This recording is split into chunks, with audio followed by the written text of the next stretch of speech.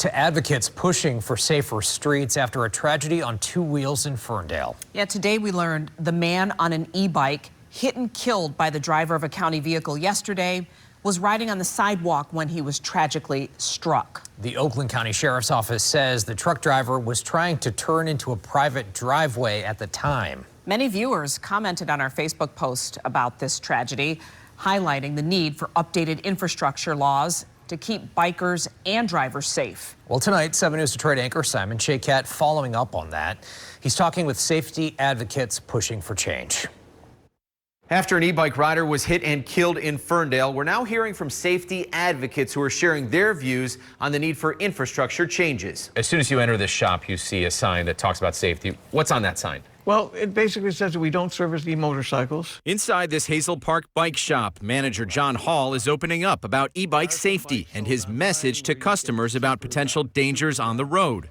What do you stress to people when they're looking to purchase an e-bike? If it's a kid, we try to talk them out of it. He says too often people are put at risk by drivers ignoring bike lanes, and that he strongly encourages helmet use as a safety measure in the wake of a man being killed by a county truck driver in Ferndale while riding on a sidewalk. I also asked John if he sees a need for infrastructure changes. The way the bike lane is set up on Woodward, traffic can also come from the right in the bike lane.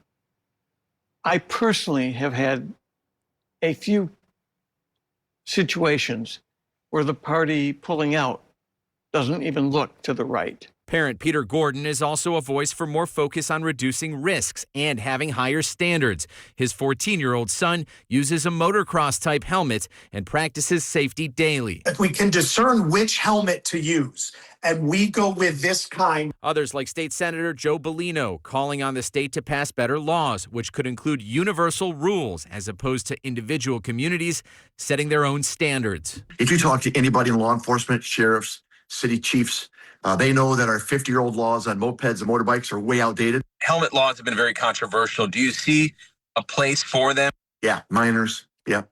Minors don't have the right to go out there and be an organ donor. My concern is not necessarily them. My concern is others.